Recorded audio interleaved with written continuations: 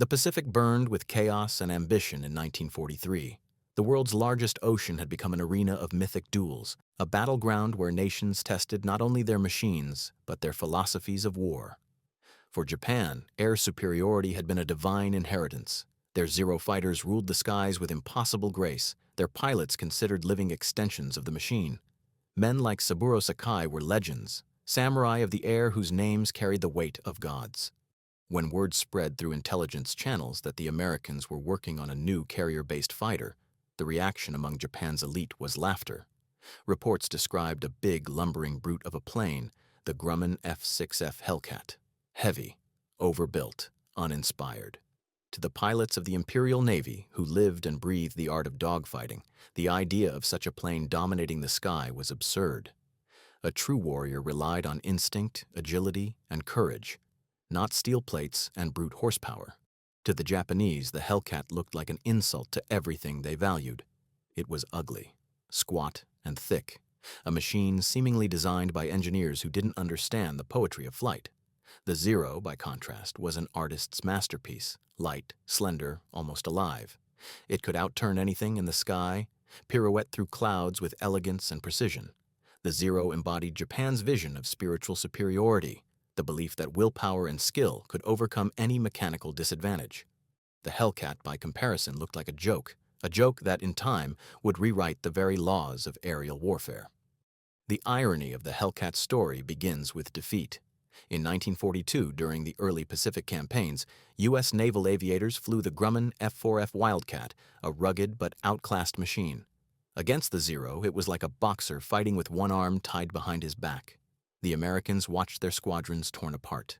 The lessons came in blood. The Wildcat couldn't climb or turn with the Zero, and the Japanese pilots were lethal in close-quarters combat. But the Americans had one advantage. They learned. Grumman engineers, under the leadership of Leroy Grumman, studied every scrap of intelligence, including a captured Zero that crash-landed in the Aleutians. They dissected it, piece by piece, not to copy it, but to understand it. They realized that agility wasn't everything. A plane didn't have to dance, it had to dominate. From that revelation came a new philosophy, the philosophy of brute force. The Hellcat was designed in record time, a year from concept to flight, built around a monstrous Pratt & Whitney R-2800 double Wasp engine that delivered over 2,000 horsepower. Instead of shaving off ounces for agility, the designers added armor, ammunition, and a thick skin of metal that could shrug off bullets that would shred a Zero. They gave it self-sealing fuel tanks, bulletproof glass, and a massive wing that provided lift even at heavy loads. The Hellcat wasn't made to duel elegantly, it was made to kill efficiently. It would not outturn the Zero, it would outlive it. By 1943, the first Hellcats reached the fleet. They looked ungainly on the carrier decks, their hulking frames dwarfing the svelte Zeros they were meant to fight. American pilots were skeptical at first. This was a new kind of beast, heavier than anything they'd flown before. But when they took it into the air, they felt its raw power. The Hellcat could climb like a rocket and dive faster than anything the Japanese could follow. And when enemy bullets struck, the plane kept flying. In the tight confines of Pacific air combat, survival wasn't just a comfort, it was a weapon. The first clashes came over the Solomons and the Central Pacific.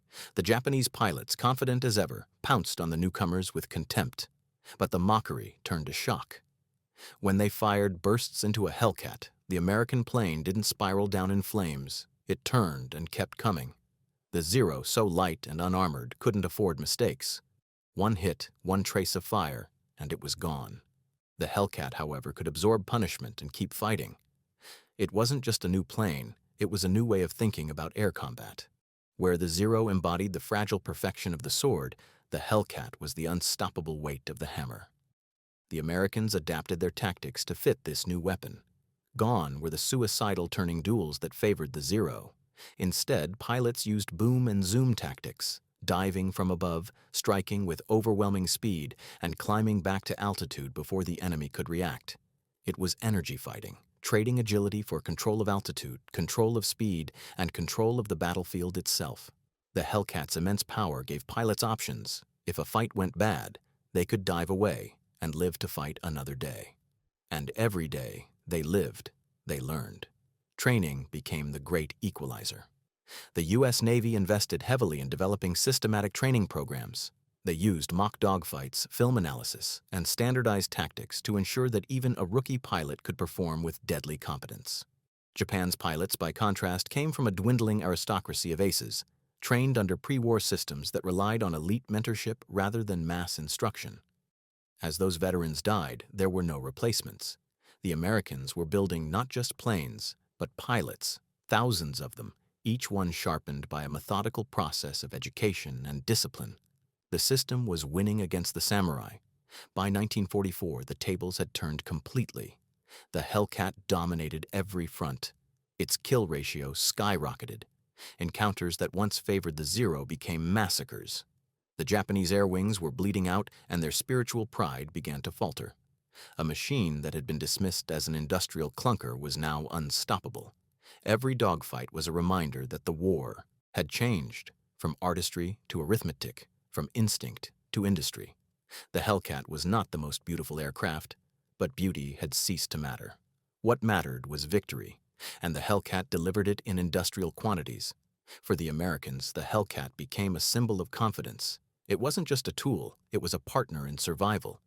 Pilots came back from missions with stories of limping home on one engine, holes punched through their fuselages, oil leaking from shattered systems, and still landing safely on carrier decks. They began to trust the machine like they trusted their wingmen. They joked that it was the plane that brought you back. The Hellcat's ruggedness wasn't accidental. It was designed for men who might have to ditch into the sea, who might need their plane to take one more hit, one more chance to get home. The Zero, for all its elegance, offered no such mercy. For Japanese pilots, a hit often meant death, not just in combat, but in ideology. The Zero had been built for heroes, warriors willing to die in glorious duels. But the Hellcat was built for victory. It was not romantic. It was relentless. It turned survival into a weapon, and that weapon would break the myth of invincibility that had defined Japan's air war. By the middle of 1943, the Pacific had become a vast chessboard of steel, fire, and strategy. Across island chains stretching thousands of miles, American carriers now carried squadrons of F-6F Hellcats into battle. Their arrival marked the beginning of a new era of dominance, but few could have predicted just how absolute it would become. For the pilots who flew them, the Hellcat was more than an airplane. It was a declaration. The United States had found its answer to the Zero, and this time, the answer would not be polite. When the first Hellcats tangled with Zeros above the Solomon Islands, the results were staggering. The Japanese formations, which once struck terror into every American pilot who saw their silhouettes, began to unravel. The Hellcat's superior climb rate meant it could dictate the fight, forcing Zeros into defensive spirals they couldn't escape. Its 650 caliber Browning machine guns shredded anything caught in their path. For the Japanese, this was not just a change in technology, it was a shift in the very rhythm of war. The Hellcat could meet them head-on, survive the exchange, and return fire with punishing force. Pilots who had once been outmatched were suddenly confident, even eager. Reports filtered back to headquarters of duels where the Hellcat came home riddled with holes but intact, while the Zeros that had attacked it never made it back. A sense of inevitability began to creep into American squadrons. Where once they had been on the defensive, they now went hunting. The F-6F turned the tables in the air war just as the United States industrial might began to turn the tide on the sea and land. For every aircraft Japan lost, they could replace only a handful. For every Hellcat lost, Grumman's factories in Bethpage, New York, produced a dozen more. The war had become a contest of endurance, and endurance was the Hellcat's native language. At Grumman's factory, production ran like a machine of war itself. Workers, many of them women, labored around the clock to meet the Navy's demands. The company's motto became, "Keep 'em flying," and the engineers took pride in building a fighter that mechanics could repair with basic tools on a swaying carrier deck. Every bolt, every panel was designed for ease of maintenance. In war, that simplicity was its own kind of genius. If a Hellcat was damaged, it could be patched up and flying again in hours. Japan's Zero, by contrast, required delicate work and skilled craftsmanship, luxuries that the crumbling empire could no longer afford. But even with better machines, victory in the air wasn't guaranteed. The Americans still needed tactics that could neutralize the Zero's agility. Enter the doctrine of energy fighting. The concept was simple but revolutionary. Control your speed, control your altitude, and you control the fight. Rather than trying to twist and turn with the enemy, the Hellcat pilot would strike from a position of advantage, diving with immense speed, unleashing a burst of gunfire, and climbing away before the Zero could retaliate. The Japanese fighters simply couldn't follow the Hellcat through such violent vertical maneuvers. Their airframes, optimized for turning battles, lost energy quickly. Once out of speed, a Zero was a sitting duck. American pilots learned to fight like predators.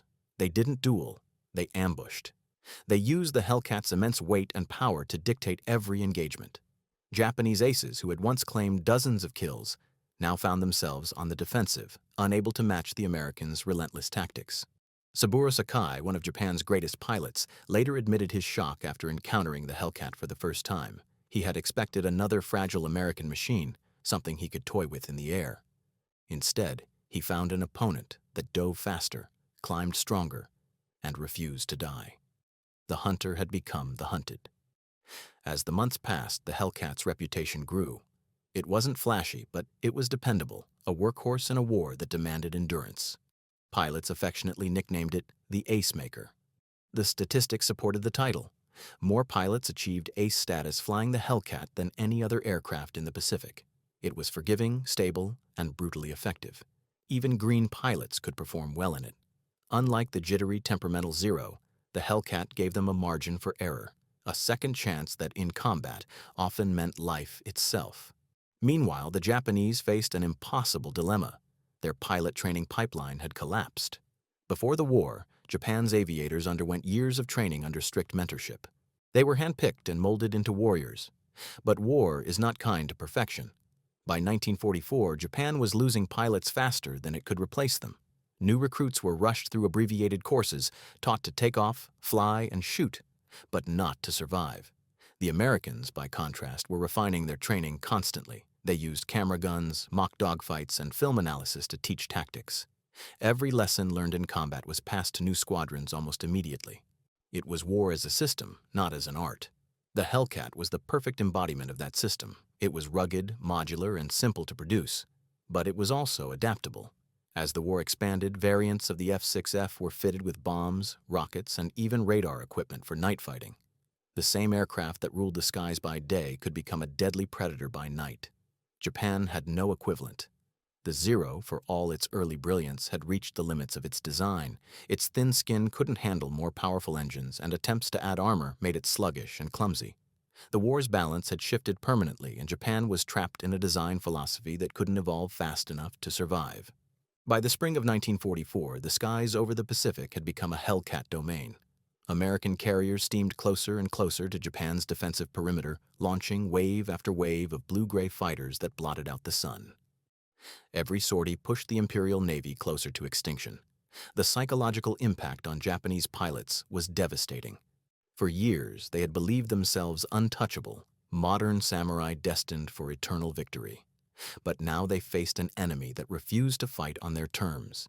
The Hellcat fought coldly, efficiently, without the flourish of a duel. It didn't matter how brave you were, how perfect your form, or how pure your spirit. Against the Hellcat, courage was meaningless. Only tactics, training, and technology mattered. As the Americans advanced across the Pacific, Tarawa, Kwajalein, Saipan, the Hellcat became the spear point of every operation. Pilots escorted bombers, strafed airfields, and intercepted desperate Japanese counterattacks. The kill counts climbed into the thousands.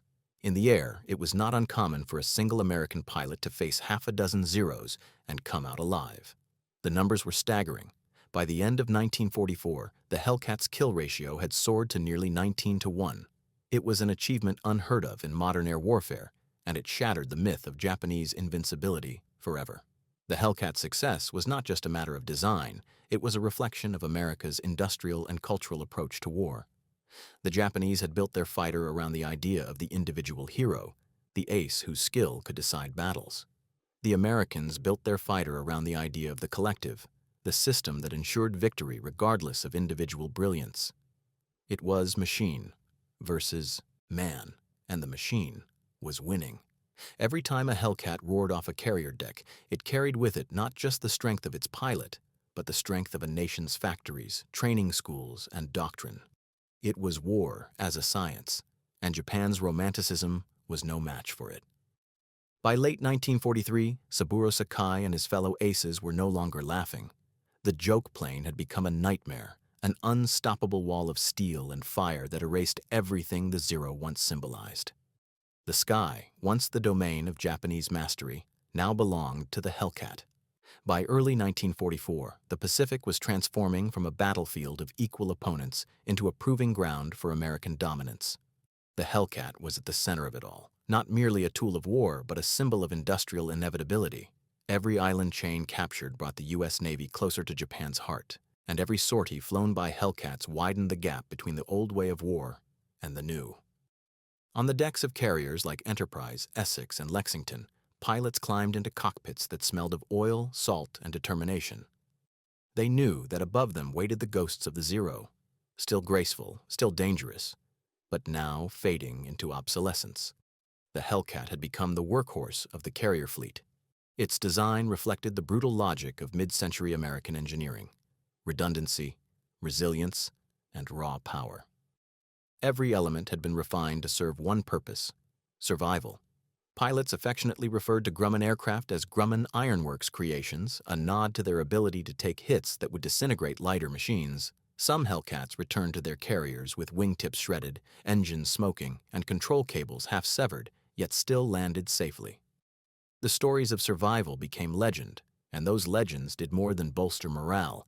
They hardened the identity of the Navy's airmen. They weren't artists. They were craftsmen of destruction, wielding an instrument that could take punishment and still deliver it back tenfold. In the skies above the Central Pacific, the first test of the Hellcat's full potential came in a campaign that would echo through military history: the assault on the Mariana Islands. The Japanese understood the stakes. The Marianas, particularly Saipan and Guam, were the outer walls of their defensive fortress. Lose them, and the American bombers could strike the Japanese homeland directly. The Imperial Navy prepared everything it had for a decisive battle, confident that its remaining carriers and air wings could still deliver a crushing blow. They didn't yet understand that the age of their dominance was over. The Battle of the Philippine Sea in June 1944 would later be known by another name: the Great Marianas Turkey Shoot. It was here that the F-6F Hellcat would etch its legend permanently into the annals of air combat. On June 19th, Japanese radar detected waves of American carriers launching their aircraft. They scrambled hundreds of Zeros and other fighters to intercept, determined to halt the American advance. But this time, the Americans were ready. Hellcats rose from their decks in disciplined formations, guided by radar and coordinated by experienced controllers aboard the carriers.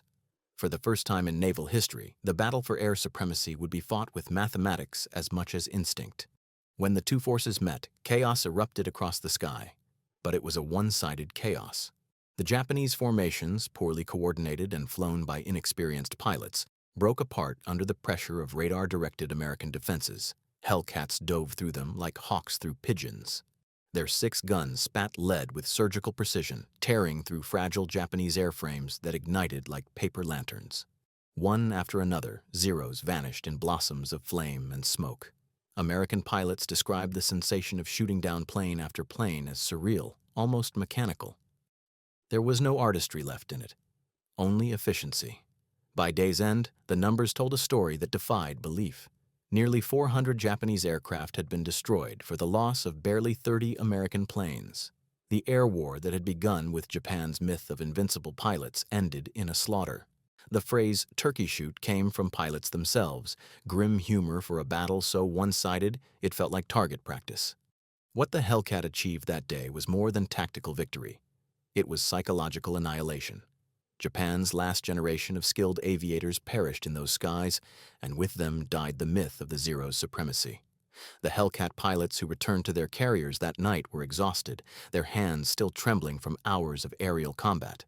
But beneath the fatigue was a strange, almost guilty awe. They had witnessed the destruction of an entire air force in a single day. Some of them had shot down multiple aircraft in mere minutes. For the U.S. Navy, the battle confirmed that the Hellcat was not just effective, it was unmatched. It could take on entire squadrons and return unscathed. The Pacific had belonged to the Zero. Now it belonged to the Hellcat.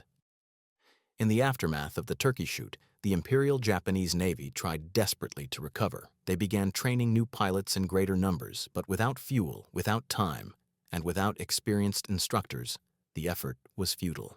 The few surviving aces lamented the decline of their proud tradition. To them, the sky had once been a stage for honor and mastery. Now it was a killing ground, dominated by machines that required no poetry, only precision. The Hellcat had stripped air combat of its romanticism and replaced it with cold calculation. To the Americans, that was victory. To the Japanese, it was a tragedy. As the war rolled on, the Hellcat's dominance continued unchallenged. It escorted bombers over the Philippines, pounded enemy ships in the South China Sea, and tore apart the dwindling remnants of Japanese carrier aviation. The pilots who flew it grew into legends themselves, men like Alex Vrashew, who once shot down 6 enemy planes in 8 minutes during the Battle of the Philippine Sea, or Cecil Harris, who earned 24 confirmed kills flying Hellcats across the Pacific. But none became more famous than Commander David McCampbell, whose name would become synonymous with the aircraft itself. McCampbell was the quintessential Hellcat ace, calm, analytical, and relentless. He understood the machine's strengths better than anyone.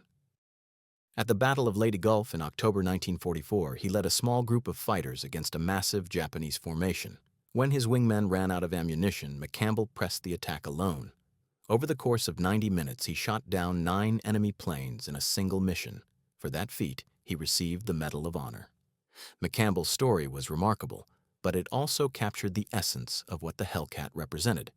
It gave ordinary men the ability to achieve extraordinary things. The plane didn't require perfection. It rewarded discipline, patience, and the courage to stay alive. By late 1944, the skies over the Pacific were thick with Hellcats. They roamed freely from the Marianas to the Philippines, sweeping away resistance wherever it appeared. The once fearsome Zero was now a relic, outclimbed, outgunned, and outbuilt. Japanese designers attempted upgrades, the A6M5 model heavier and faster, but the fundamental problem remained.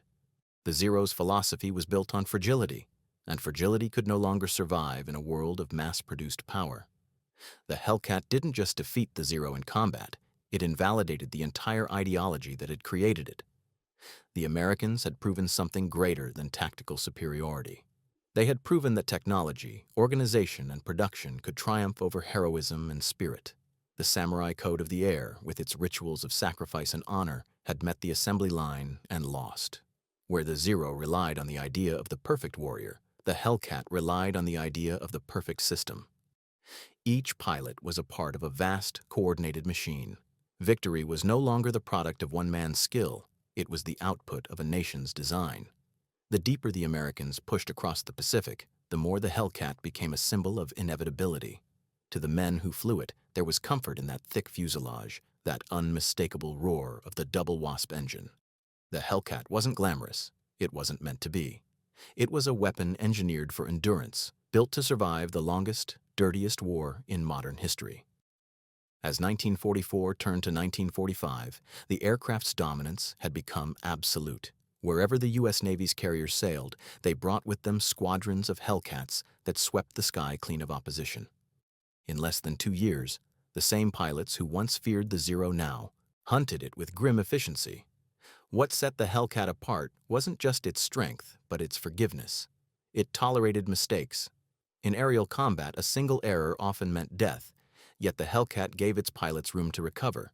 They could pull out of dives too late, overshoot targets, or take hits that would have ended any other fighter, and still make it home. For rookies fresh from training, that reliability was everything. Pilots who had never seen combat before could climb into the cockpit of a Hellcat and, with a few hours of instruction, handle themselves against veterans. It wasn't magic, it was engineering. The controls were balanced, the engine stable, the visibility from the cockpit wide and clear. For the U.S. Navy, that meant every new batch of aviators was instantly combat ready. The Japanese, by contrast, sent their young men into battle with barely a dozen flight hours, flying machines that demanded perfection. The result was slaughter. The skies over the Philippines and Formosa became arenas of annihilation. American pilots often found themselves facing opponents who didn't even attempt to dogfight. The once proud Japanese formations that had terrified the Pacific now dissolved into chaos at the first sight of blue-gray wings. Hellcats would climb high, spot enemy aircraft below, and dive in fast and straight, guns blazing. The Zero's paper-thin armor offered no resistance. One or two bursts and it would erupt in a fireball, fragments spiraling down into the ocean below. Pilots described the view as haunting, streaks of burning fuel tracing across the clouds, each one marking another fragment of a dying empire. And yet, there was no joy in the killing. Many American pilots respected their adversaries deeply. They knew that the Japanese pilots fought with courage, often outnumbered and outgunned, refusing to turn away even when defeat was certain. The Hellcat's dominance didn't make its pilots arrogant, it made them somber. They understood that each encounter in the sky was the end of another life, another story. The war had stripped away chivalry and replaced it with necessity. Victory meant survival, and the Hellcat was survival given form. By 1945, Japan was no longer fighting for victory, it was fighting for time. The empire's once vast air arm had withered into a shadow of its former self. Fuel shortages crippled training, production collapsed under Allied bombing, and the pilots who remained were increasingly inexperienced. In desperation, Japan turned to new tactics that horrified even its own commanders. The kamikaze. Pilots were now ordered to crash their aircraft deliberately into American ships, turning themselves into human bombs. The strategy was both tragic and futile, born from the same warrior philosophy that had given birth to the Zero. If they could not outfight the Americans, perhaps they could out-sacrifice them. For the Hellcat pilots, this was a new kind of war, one that defied logic. The kamikaze attacks were terrifying in their unpredictability. Entire squadrons of Japanese planes would dive straight at the American fleet, ignoring defensive fire and interceptors. The Hellcat became the first line of defense against this grim tide. Pilots scrambled from their carriers at all hours, climbing through smoke and flak to intercept the attackers before they reached the ships below. In those desperate battles, the Hellcat's speed and firepower proved invaluable. Many kamikazes were shot down miles before impact, their fiery debris raining harmlessly into the sea. But some made it through, slamming into carriers and destroyers with catastrophic results. The Hellcat pilots could not stop them all, but they stopped enough to save thousands of lives. One of the most remarkable aspects of the Hellcat's service during these final months was its adaptability. Despite being designed primarily as a fighter, it had evolved into a multi-role powerhouse. Some squadrons were modified for ground attack, carrying bombs and rockets to blast airfields, ships, and coastal defenses. Others were fitted with radar for night interception, hunting enemy planes in total darkness. The same aircraft that had once dueled with Zeros now strafed convoys, sank freighters, and provided cover for amphibious landings. It was not just a fighter, it was an entire air force condensed into one machine. For Japan's surviving aces, watching the rise of the Hellcat was like witnessing the sunset of their own tradition. Men like Saburo Sakai, who had once ruled the skies with unmatched skill, could only watch as their beloved Zero became obsolete. Sakai himself barely survived the war, his injuries mounting, his victories hollow. He later reflected on how the Zero's perfection had doomed it. It was designed for a world that no longer existed, a world where courage and skill could overcome material disadvantage. But the Hellcat belonged to the modern age, where power, production, and planning shaped destiny. The lesson was brutal, but clear. The individual hero was no longer the center of war. The system was. Back in the United States, the Hellcat's success was celebrated as proof of American ingenuity. Newspapers carried stories of returning pilots whose planes had taken hundreds of bullet holes and still flown home. The public began to see the Hellcat not just as a weapon, but as a national icon, a symbol of industrial strength and determination. Grumman's factory workers, many of whom had never left the mainland, took pride in their contribution. Every rivet they installed, every wing they assembled, played a part in shaping the outcome of the war. It was a collective victory, factory hands, mechanics, engineers, and pilots united by the same purpose. The aircraft's statistics became the stuff of legend. Over 12,000 Hellcats were built, and together, they destroyed more than 5,000 enemy aircraft, a record that has never been surpassed by any naval fighter in history. The kill ratio, an astonishing 19-1, was not just a number. It was a monument to the efficiency of an entire war machine. No other aircraft in the Pacific could claim such dominance for so long, against such odds. It wasn't that the Hellcat was invincible, it was that it turned every fight into a contest the enemy couldn't win. In the skies, physics favored the Hellcat. On the ground, industry favored America. The combination was unstoppable. As the Allies closed in on Japan, the Hellcat became the ever-present shadow over every battlefield. It flew from carriers supporting the invasions of Iwo Jima and Okinawa, fighting daily against the last gasps of Japanese resistance. In those final months, the air war was less a contest and more an act of mercy and inevitability. The Japanese pilots flew knowing they would die. The Americans flew knowing they would win. And above them all, the Hellcat reigned supreme, indifferent, unyielding, unstoppable. By 1945, the Pacific had become a graveyard of empires. The skies that had once echoed with the confident roars of the Zero now belonged entirely to the Hellcat. Every new operation, every push toward Japan's homeland, carried with it the unmistakable thunder of Grumman engines. The war was changing shape. What had begun as a clash of warriors had turned into an industrial avalanche. The Hellcat was more than just a machine. It was the embodiment of a nation's power to learn, adapt, and overwhelm. For American pilots, each mission began with the same ritual: the smell of aviation fuel, the metallic vibration of the carrier deck beneath their boots, and the shrill whistle of deck officers signaling launch. The Hellcat's engine growled to life like some mechanical beast. Pilots described the sensation of the catapult shot as being hurled into another world, a violent thrust into the sky where life and death blurred in seconds. But unlike the fragile aircraft of 1942, the Hellcat inspired confidence. It was built to take abuse. Pilots trusted it as much as they trusted themselves, sometimes more. They knew that if anything could bring them home from the chaos above the Pacific, it was this machine. During the Battle of Iwo Jima, Hellcats dominated the airspace with ruthless efficiency. The Japanese defenders, now relying on outdated fighters and suicidal tactics, were no match for the disciplined formations that darkened the skies above the volcanic island.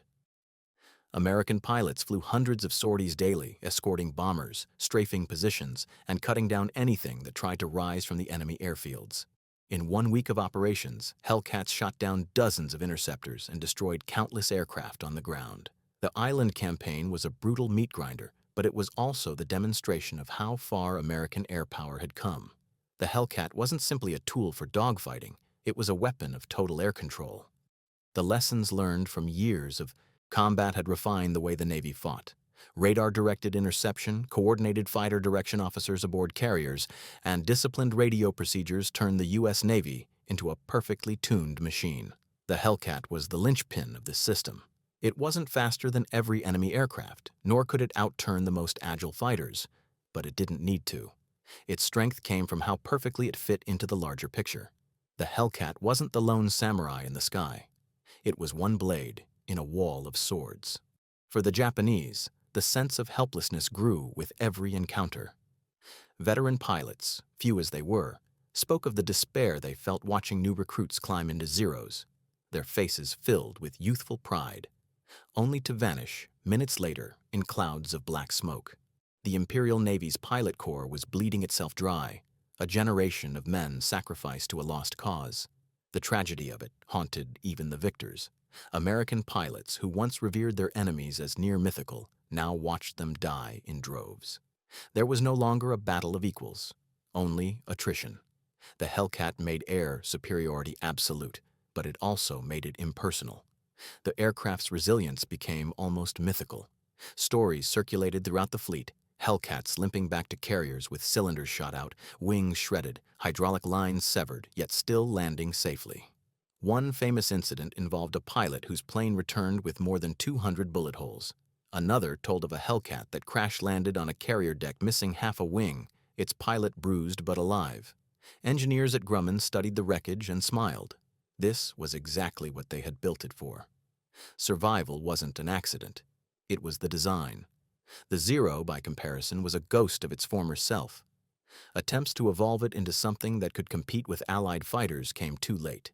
The A6M5 variant had thicker skin and a more powerful engine, but these changes robbed it of the agility that had made it legendary.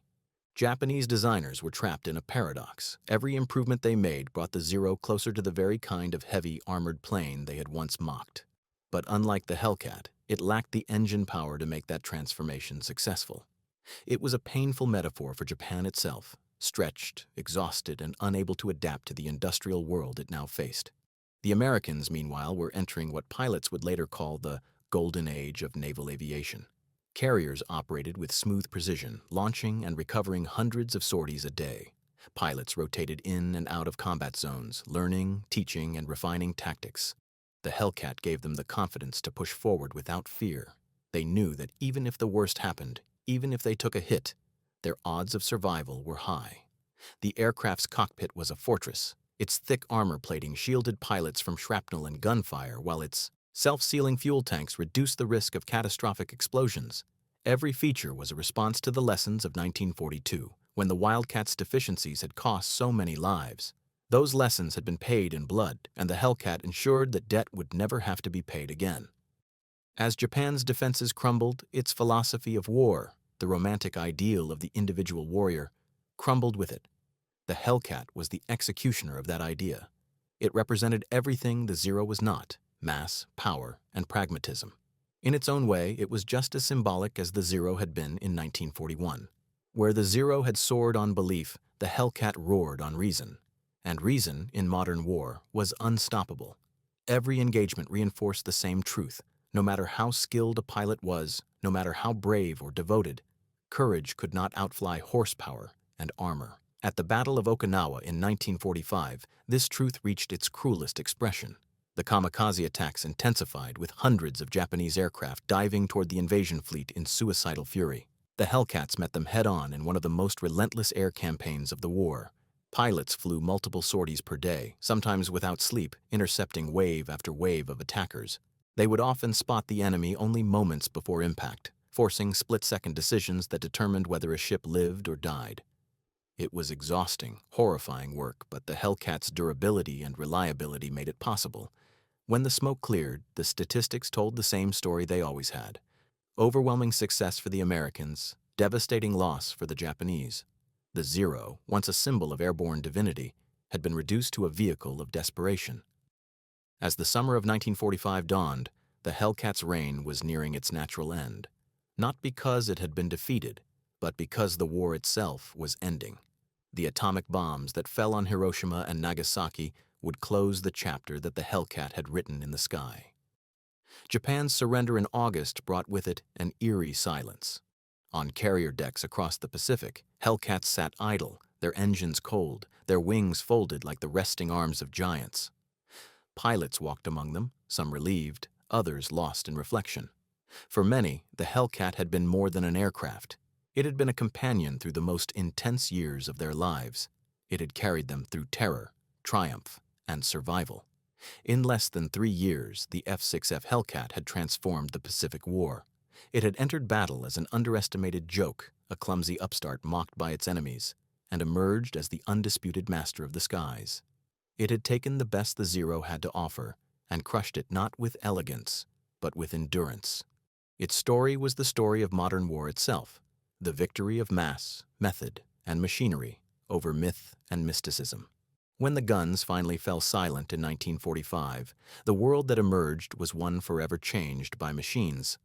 Like the Hellcat, the war in the Pacific had not just been a contest of nations, it had been a contest of ideas. On one side stood the romanticism of the warrior, the belief that individual skill and courage could overcome any obstacle. On the other stood the philosophy of engineering, mass production, and systemic efficiency. The Hellcat had proven which idea would dominate the modern age. It was not the swiftest or most graceful fighter, but it was the most human, designed for imperfection, for survival, for the chaos of reality. In the months following Japan's surrender, pilots who had once lived at full throttle now faced the stillness of peace. The aircraft that had carried them through fire and death were now lined up quietly on carrier decks or airfields, their paint scarred, their engines cooling for the last time. Many of these planes would be scrapped, sold for parts, or relegated to training duties. Yet the men who flew them could never forget what the Hellcat represented. To them, it wasn't just an airplane, it was the difference between life and death. It had turned fear into control, uncertainty into confidence. Pilots who might never have survived their first missions in earlier planes returned home because of its armor, its power, its sheer stubbornness to stay in the air. Grumman's engineers, meanwhile, were already thinking ahead. War had accelerated technology at a pace no one had thought possible. The lessons learned from the Hellcat's design, its simplicity, its maintainability, its ruggedness, would shape generations of aircraft to come. From the post-war Bearcat to the early jet fighters that followed, the DNA of the Hellcat could be traced through each rivet and panel. Its success validated an entire philosophy. That reliability was the ultimate form of sophistication. You didn't need an elegant machine to win a war. You needed one that could be built by the thousands, flown by the hundreds, and fixed in minutes. That was the true genius of Grumman's ironworks. But beyond the metal and machinery, the Hellcat's story was deeply human. It was the story of young men pulled from ordinary lives and thrust into extraordinary circumstances. They came from farms, factories, and small towns, many of them barely out of high school. They learned to fly, learned to fight, and learned to trust a machine that could kill or save them. In those cockpits, under the endless blue expanse of the Pacific, they found themselves balancing between fear and focus, exhilaration and exhaustion. The Hellcat didn't just carry them into battle, it carried them into manhood. It was both a weapon and a teacher, reminding them that courage was not the absence of fear, but the ability to act despite it. The statistics of the Hellcat's dominance are staggering, but they only tell part of the story. More than 12,000 built, over 5,000 confirmed kills, a kill ratio of 19-1. Yet behind those numbers were stories of near misses, of desperate escapes, of victories won and friends lost. Pilots spoke of moments when the world shrank to the size of a gun sight, when the sun reflected off an enemy's canopy just before the burst of tracers found their mark. They remembered the sound of the engine straining, the vibration of the guns, the sudden flash of orange as another plane disintegrated in midair. And afterward, the eerie silence. No celebration, no cheers, just the distant hiss of the ocean below. Even victory in those moments felt heavy. As veterans returned home, many struggled to explain what the Hellcat had meant to them. Civilians saw it as a tool of war. Pilots saw it as a living companion. They had spent hundreds of hours inside its narrow cockpit, memorizing every sound, every vibration. They could tell when the engine was happy, when something was wrong, when the plane itself seemed to whisper, "Hold on a little longer." Some men even gave their aircraft names, painting them on the sides in bold letters, personal touches on otherwise impersonal machines. These names, Mincy Third, Hell's Angel, Paper Doll, became icons of the era, carrying both humor and humanity through the darkness of war. In Japan, the defeat left a scar that went beyond loss of territory or power. The Zero, once a national symbol of divine superiority, had been utterly outclassed. For Japanese engineers and pilots, it was a humbling realization. The aircraft that had once seemed invincible had fallen victim not to a single superior design, but to an entire system that rewarded adaptability over perfection. After the war, surviving Japanese aviators studied American machines and tactics with fascination, recognizing that the future belonged not to the most spiritual warrior, but to the most efficient builder. The lessons they learned would eventually shape Japan's post-war rise as an industrial and technological powerhouse, a kind of redemption born from understanding their own defeat. Meanwhile, in the United States, the Hellcat became a bridge between eras. It was the last great piston-engine naval fighter before the dawn of the jet age. Within a few years, it would be replaced by sleeker, faster machines, but none would ever replicate its mythic presence. It was the fighter that came of age at the exact moment America found its stride in global warfare. Every rivet symbolized not just technological progress, but a shift in national identity. From a country caught off guard at Pearl Harbor to a superpower capable of overwhelming any adversary. In museums and veterans' reunions decades later, men who had flown the Hellcat would gather to share stories. They spoke not of glory, but of endurance. They remembered the long missions, the glare of the Pacific sun, the moments when everything depended on instinct and luck. And always, they remembered how the Hellcat had brought them home. One pilot described it best: "You didn't fly the Hellcat to look good. You flew it to live another day. And it did its job better than anything else in the sky." Looking back, the irony of its beginnings remained striking. The aircraft that had once been dismissed as a joke had become one of the most successful combat machines in history. Saburo Sakai and his fellow Japanese aces, who had laughed at the reports of the fat, clumsy American fighter, later admitted their respect. In his memoirs, Sakai wrote of facing the Hellcat for the first time and realizing that Japan's days of air superiority were over. The laughter had died the moment he saw the Hellcat dive past him like a thunderbolt, guns blazing, its armor shrugging off the fire that would have destroyed a Zero. It was not a duel of equals. It was a clash between eras. The Hellcat had not merely outflown its enemies, it had outlasted them. It didn't rely on grace or glory. It relied on logic, patience, and persistence. It was, in every sense, the perfect expression of the new American way of war. And as the 1940s came to a close, the world began to realize that wars would never again be won by the most elegant fighter or the bravest pilot. They would be won by the side that could build the most, train the fastest, and learn the quickest. The Hellcat had proven that once and for all. The years after the war saw the Hellcat fade quietly from service, but its shadow loomed over every hangar and flight deck that came after. For a brief moment in history, it had been the absolute ruler of the skies, a machine that had transformed ordinary men into aces and turned the tide of a world war.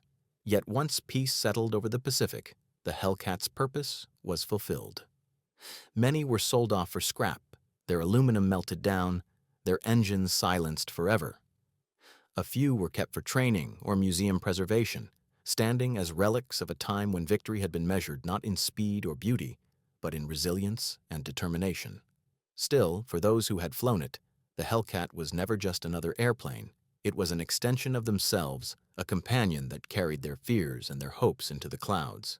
Some pilots would visit their old planes years later in dusty hangars, running their hands along the riveted panels, remembering the vibrations of the cockpit, the smell of oil and cordite, the thunder of takeoff.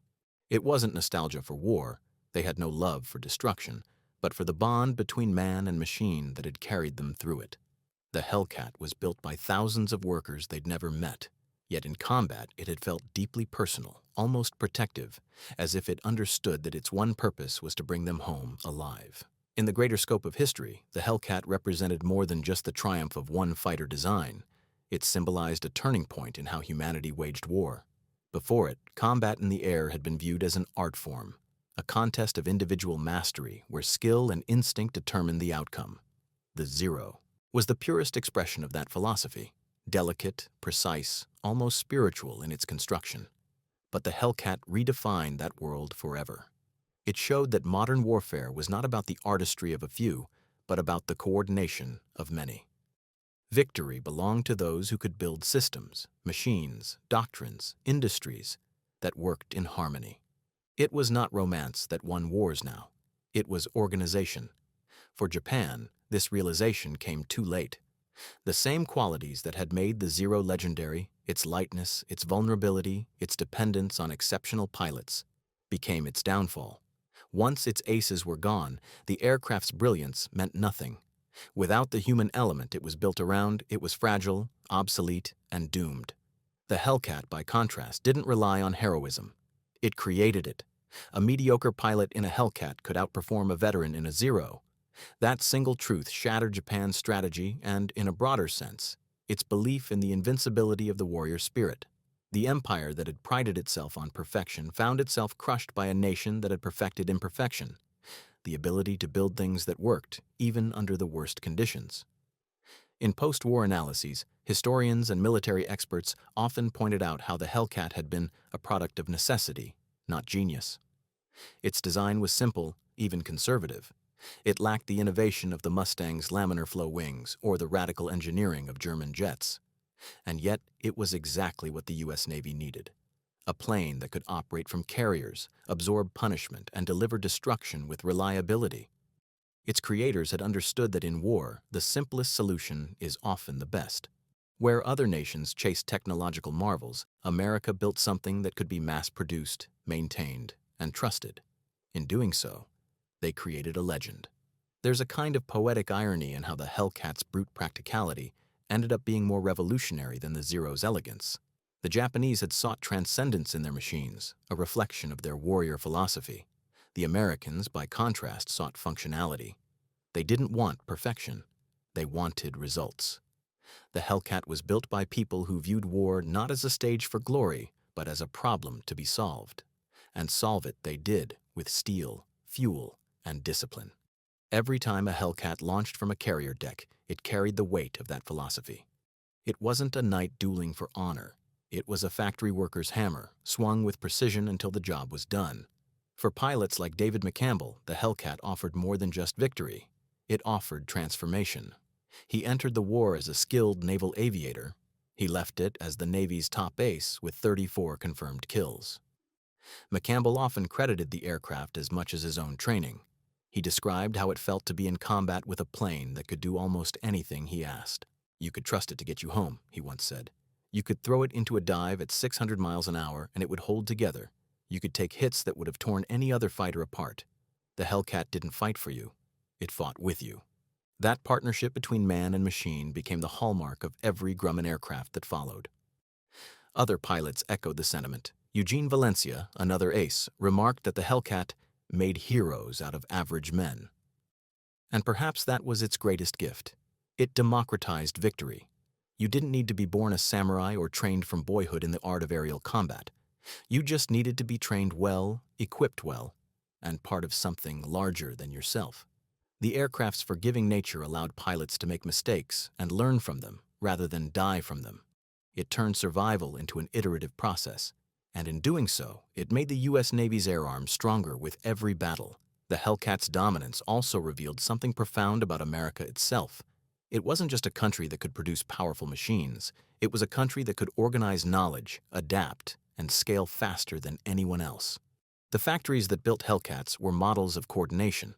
Designers and test pilots worked side by side. Field reports from the front lines were incorporated into production within weeks.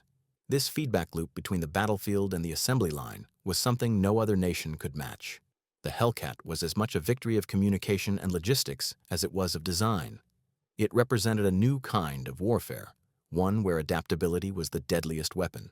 By the time the war ended, the numbers spoke louder than any propaganda ever could. In just over 2 years of combat, the Hellcat destroyed nearly every type of Japanese aircraft it encountered. It dominated carrier operations across the Pacific and ensured that American fleets could operate with impunity. The Japanese Navy, once feared for its aerial might, was rendered powerless. Its carriers became floating coffins, its pilots sacrifices to an outdated dream. The Hellcat had done its job so thoroughly that it left no rivals to fight. In the vast history of aviation, few machines have ever achieved such total mastery over their environment. As peace settled and the world began to rebuild, the Hellcat story became a legend whispered among veterans and aviation enthusiasts alike.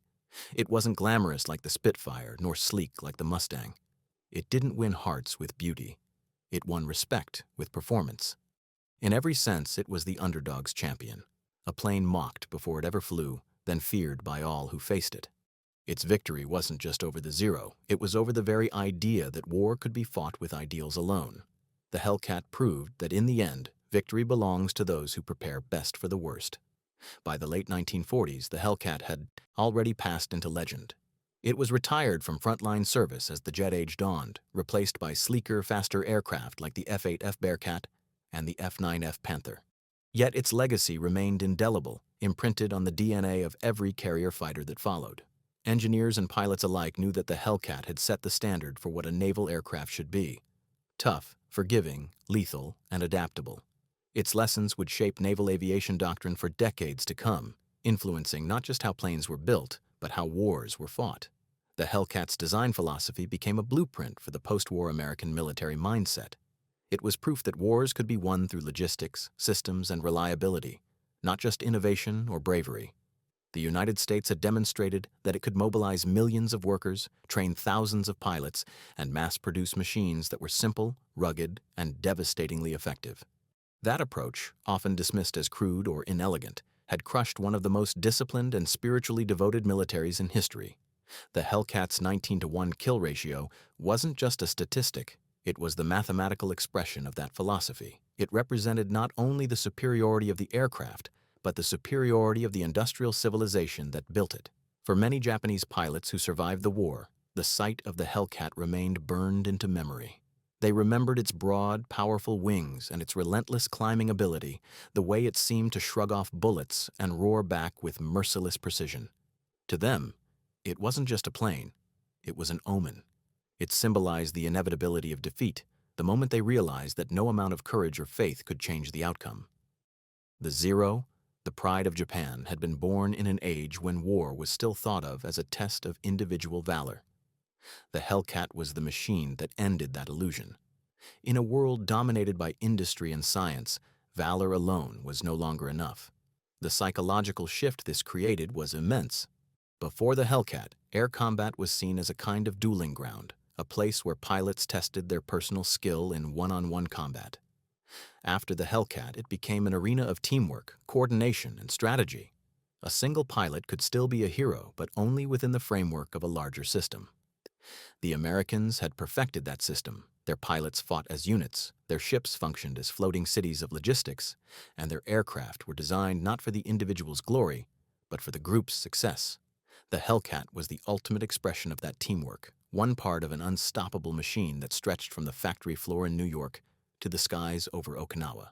To understand the true scale of what the Hellcat accomplished, one must look at the Pacific War in its totality.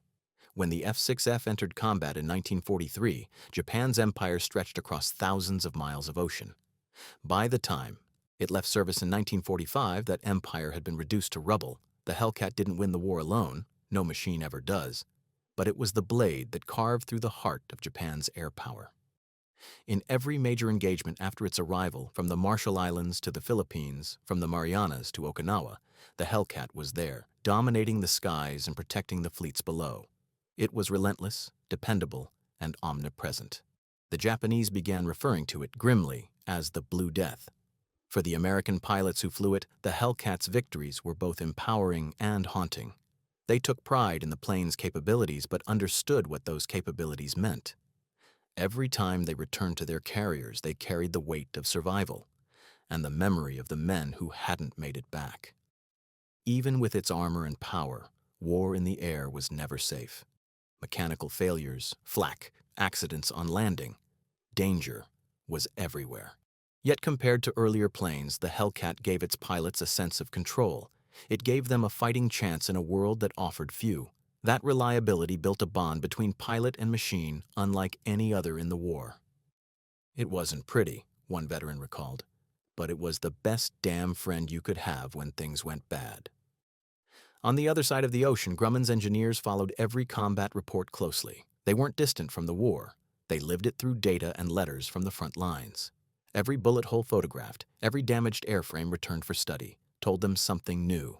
They saw the proof of their design philosophy written in survival stories, pilots walking away from crashes, planes returning with engines nearly torn out, wings half missing and still landing safely. The Hellcat had exceeded even their expectations. It was a triumph of practicality, built by people who understood that in war, perfection doesn't mean elegance. It means endurance. The aircraft's success also owed much to the engine that powered it. The Pratt & Whitney R2800 Double Wasp, one of the greatest piston engines ever built. Delivering over 2,000 horsepower, it gave the Hellcat its characteristic roar, a sound that terrified enemies and comforted friends. The engine's reliability meant that pilots could push the aircraft to its limits without fear of catastrophic failure.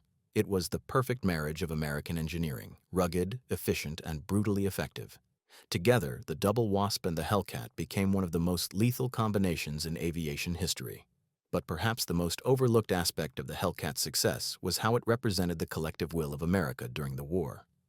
It wasn't just a machine built by engineers, it was built by citizens, men and women who had never seen combat, but poured their labor, skill, and hope into each rivet and component. The women of Grumman's assembly lines worked long hours, under strict deadlines, knowing that every aircraft they built could save lives. Soldiers at the front often painted thank you messages on returning planes, recognizing the invisible army of workers who made their survival possible.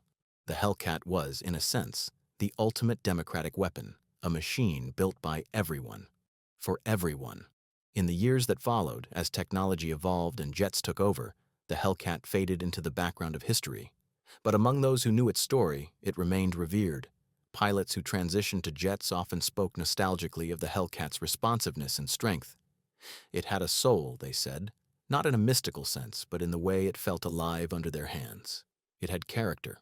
Modern aircraft were faster and more advanced, but none had quite the same presence, the same reassuring weight that made the Hellcat what it was. It was a plane built for a moment in history, and in that moment, it was unbeatable.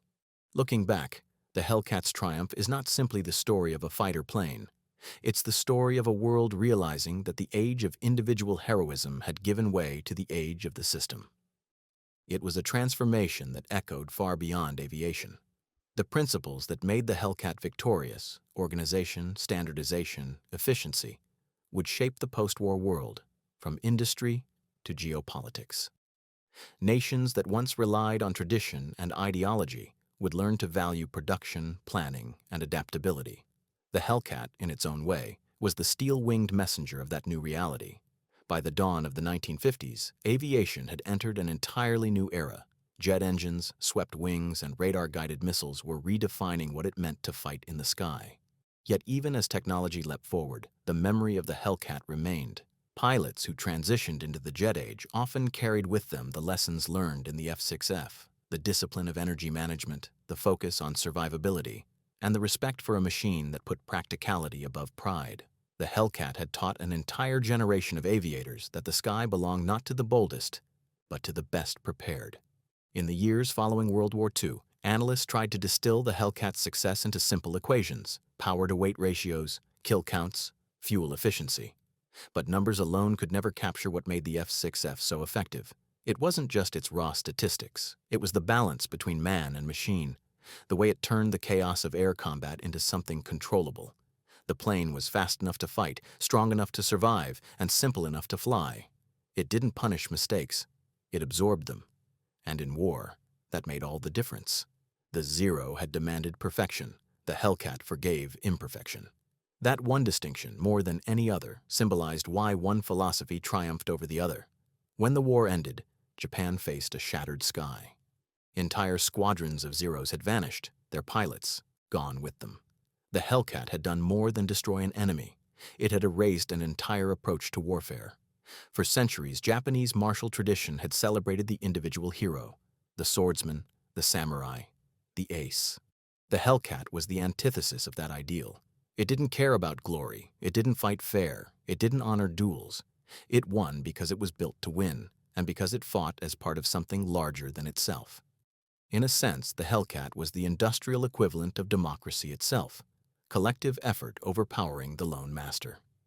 That shift was not lost on the world. After the war, air forces everywhere began adopting the American approach to design and doctrine. Aircraft were now judged not by their artistry, but by their utility. Could they be mass-produced? Could they survive battle damage? Could inexperienced pilots learn to fly them quickly? These became the new standards of excellence. The Hellcat had rewritten the book on air combat. The notion of the ace still existed, but it was no longer the driving force behind strategy. The new heroes were the engineers, the trainers, the logisticians, the people who made sure the machine worked as a whole. The Hellcat had turned war into a science. Back home, the Hellcat found a quieter second life. Many were sold to allied nations or repurposed for training. Others became civilian racers or were used in Hollywood war films, their broad wings and snarling engines making them cinematic icons of mid-century power. Kids who grew up watching these films would point to the screen in awe, not realizing they were looking at the machine that had changed history. Its name, Hellcat, evoked danger, fury, and strength, a fitting legacy for a plane that had once been dismissed as a joke. For those who had flown it, though, the memories were vivid, often bittersweet. Veterans remembered not just the battles, but the small moments. The way sunlight reflected off the ocean as they approached their carriers, the rhythmic clanging of the arresting gear catching their tailhooks, the camaraderie on the decks after missions. They spoke of fear, yes, but also of trust. When you strapped into a Hellcat, one pilot said, you weren't alone. You had a piece of every person who built that plane sitting there with you. That connection between the factory floor and the front line gave the Hellcat an almost spiritual dimension. It was, paradoxically, a machine born from humanity's best instincts: to protect, to endure, to come home. The aircraft's mechanical toughness became symbolic of America's psychological toughness during the war. Both were underestimated at first. Both were dismissed by their enemies as crude, clumsy, and unsophisticated. Yet both proved unstoppable when tested. The same culture that produced the Hellcat, the relentless drive for improvement, the belief that problems could be engineered away, was the culture that rebuilt the post-war world. The machine that had crushed the Zero would become a metaphor for the new American century: heavy, practical, unyielding, and built for the long haul. If there was a single moment that defined the Hellcat's legend, it was the Great Marianas Turkey Shoot of 1944. Even decades later, historians would look back on that battle as the turning point of the Pacific Air War, the moment when Japanese naval aviation died in the sky. For the men who were there, it was surreal, a slaughter so one-sided that some pilots described it as mechanical rather than heroic. The Hellcat didn't win through brilliance, it won through competence. That word, competence, might sound dull, but in war, it's the sharpest weapon of all. The Hellcat turned competence into dominance. Perhaps that's why, even now, its story feels so relevant. The world still wrestles with the same tension between ideals and systems, between the individual and the collective. The Hellcat was a reminder that in the harshest tests of history, the side that endures, not the side that dazzles, prevails. It was an underdog that refused to fail, and in doing so, it became a symbol of everything the United States believed it stood for: resilience, adaptability, and the quiet strength of teamwork. As the years passed, aviation advanced beyond anything the Hellcat's designers could have imagined. Jet fighters broke the sound barrier, guided missiles replaced guns, and radar networks spanned continents. Yet, in museums across the world, a few Hellcats still stood, massive, scarred, and silent. Visitors marveled at their size, their simplicity, their presence. Children ran their hands along the cool metal skin, unable to imagine the violence it had once endured. Veterans sometimes stood beside those same aircraft, tears in their eyes, remembering comrades who had never come home. The Hellcat was more than history. It was a ghost, a reminder of a time when survival was earned inch by inch, flight by flight. And perhaps that is where the Hellcat's true meaning lies. It wasn't just the plane that beat the Zero. It was the machine that redefined what victory meant. It proved that greatness isn't about elegance or mythology. It's about reliability, adaptability, and collective effort. In its noisy, unglamorous way, the Hellcat became a mirror of humanity's progress, flawed, imperfect, but unstoppable when united toward a purpose. Even now, when historians look back at the air war over the Pacific, they often describe the Hellcat as the right plane at the right time. But that phrase undersells it. The Hellcat wasn't just right for its time. It created its time. It reshaped the battlefield, changed the doctrine, and taught the world that strength lies not in individual brilliance, but in systemic mastery. The plane that once seemed laughable became a legend, and its story endures not because it was beautiful, but because it was true. If you could stand on the deck of an American aircraft carrier in 1945, you would see the world's most powerful navy at its zenith. The Pacific stretched endlessly in all directions, an ocean that once belonged to Japan's warriors but now carried the steel of America's resolve. Rows of Hellcats waited with their wings folded like sleeping predators, their blue-gray paint blending with the sea and sky. Pilots walked among them, helmets under their arms, joking quietly to mask the tension. They knew that each mission could be their last, but they also knew that their chances had never been better. The Hellcat had tilted the odds in their favor. For the first time since Pearl Harbor, they no longer feared the enemy's shadow. This sense of dominance wasn't born from arrogance. It was born from faith in their machine and in the system that sustained it. The pilots had learned to trust the invisible network that stretched from the flight deck to the factories back home. The engineers, the mechanics, the radio operators, the supply crews. The Hellcat was the physical embodiment of that network. Every bolt, every gauge, every bullet fired came from a system that worked. And when you're fighting for your life, that reliability means everything. It was no longer a duel of men. It was a duel of civilizations. The Hellcat, for all its metal and smoke, carried within it the heartbeat of an entire nation. During the final months of the war, that nation's strength was on full display. As the American fleet moved closer to Japan, the Hellcat became an ever-present force in the sky. It escorted bombers that pounded industrial cities, intercepted desperate kamikaze raids, and provided cover for amphibious invasions. Pilots flew multiple missions a day, often sleeping in their cockpits between sorties. The fatigue was brutal, but so was their resolve. Every time they launched, they were writing the final chapters of a story that had begun with mockery and disbelief.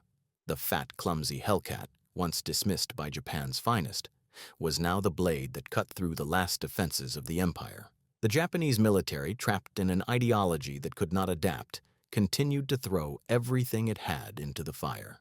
The remaining Zeros were flown by boys barely trained to take off, much less survive a battle.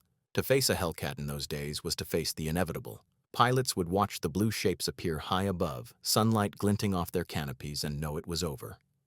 They tried to fight anyway, out of duty and pride. But pride cannot stop a bullet. The Hellcat's guns spoke with authority. Each burst a line drawn through a dying era. The samurai spirit that had once ruled the Pacific dissolved into smoke and flames over the endless sea. One of the most striking things about the Hellcat story is how little glamour surrounded it at the time. It didn't have the sleek profile of the Mustang or the romantic image of the Spitfire.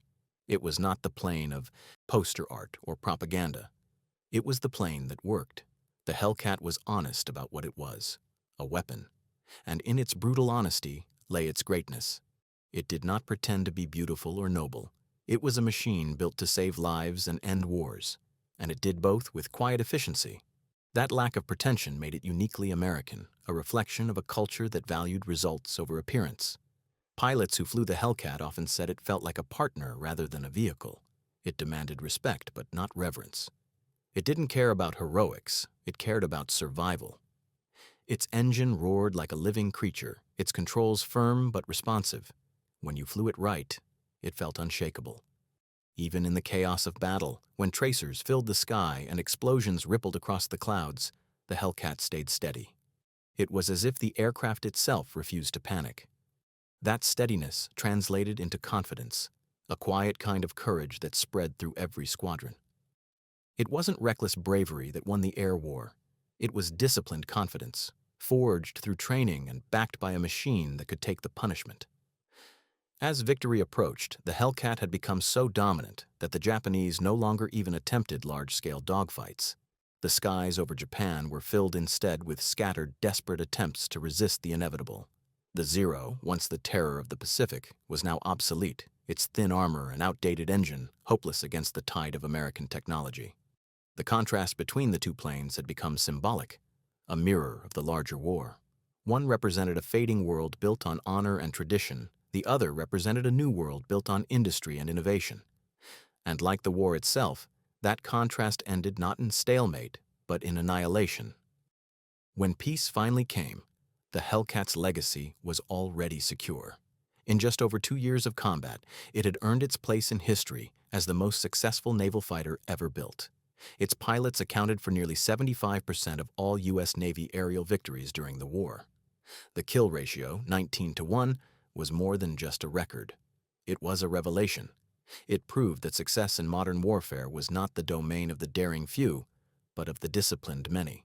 The Hellcat didn't just win dogfights. It reshaped the philosophy of combat itself.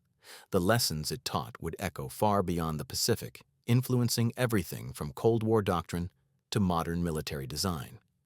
In Japan, veterans of the Imperial Navy Air Service watched the transformation with a mix of awe and sorrow. Men like Saburo Sakai, who had once been heroes, became historians of their own defeat. Sakai later wrote that the Hellcat was not just a superior machine, it was the expression of a superior system. They fought not as individuals, he said of the Americans, but as one body connected by machines that could not fail. In that observation lay the essence of the war's outcome. Japan had fought with spirit. America had fought with structure. And in the modern world, structure always wins. The story of the Hellcat, then, is not simply about planes and battles. It's about the transformation of war from an art to an industry. It's about how nations learned that power comes not from heroism, but from process. The Hellcat didn't just defeat Japan, it defeated an entire way of thinking about conflict. Its wings carried not only bullets and bombs, but the blueprint of a new kind of warfare, one defined by systems, feedback, and relentless improvement. It was the first true weapon of the machine age, and it heralded the future that would follow. The jets, the missiles, the computers, all born from the same logic of efficiency and control. Even now, more than 7 decades later, the Hellcat story resonates because it is the story of the underdog that shouldn't have worked. It was mocked, doubted, underestimated, and yet it rose above them all. It's a reminder that victory doesn't always come from what looks powerful, but from what is powerful. The Zero was beautiful. The Hellcat was unstoppable. And in the end, history remembers the one that won.